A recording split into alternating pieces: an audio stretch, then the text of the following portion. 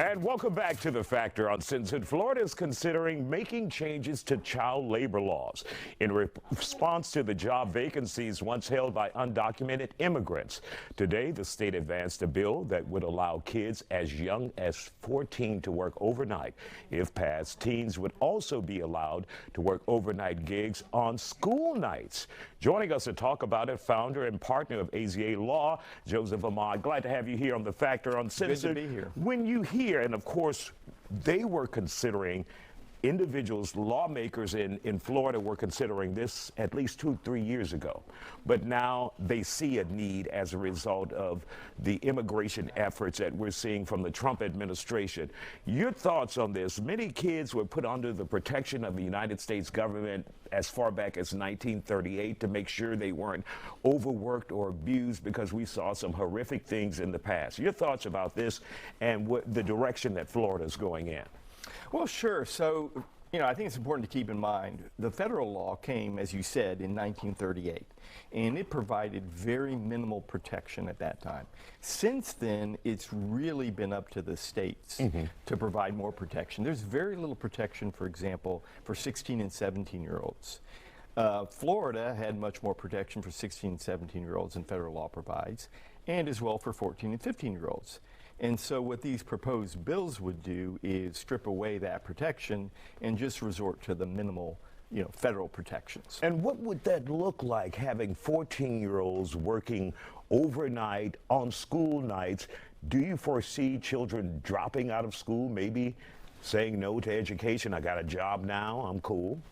Yes, I think it's going to be a bigger problem for the 16 to 17-year-olds because they really have no restrictions if Florida were to remove their protections. And when you say no restrictions, paint us a picture of what that would look like with no restrictions for 16 and 17-year-olds. Well, for example, they could work, they could be required to work from 11 p.m. to 7 a.m. on a school night. So it's not really realistic to come to school after you have worked the night before. Now, you already have an issue with absenteeism in Florida and, frankly, in other states. But, the problem is as high as 20%. And so if, kids are being required to work from 11 p.m. to 7 a.m., they're not showing up for school. I mean, there's just no way. Now, for 14 and 15-year-olds, for example, that would apply to those who, for example, attend school virtually or homeschooled. Well, the same issue unfortunately would result. If they're working overnight, it's going to be very difficult for them to be homeschooled. Yeah. So, as a practical problem, you're not going to have kids educated. They're just going to drop out if they're working and they're working overnight jobs. And how realistic is this potential law in Florida to roll back child protections laws that they have on the book? How realistic is this? Do you think that would be our next step, our evolution? Well, it's not clear. It passed, but I think it was a 5-4 vote, so it was a close vote. It's not clear that it's going to, but I think what you're seeing is this issue of, traditionally businesses have relied upon cheap labor and it coming from immigrants, sometimes those who are undocumented, illegal immigrants.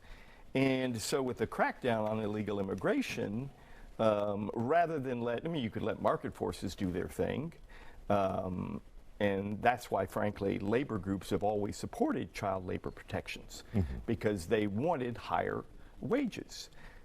Instead, in order to keep the wages cheap, this would have the effect of substituting in kids for immigrant labor. Now, whether the legislature thinks ultimately that's a good idea, I think it's going to be a close call. All right, we'll have to see. Joseph Ahmad, employment attorney, thank you for joining us tonight here on The Factor. We'll just have to see what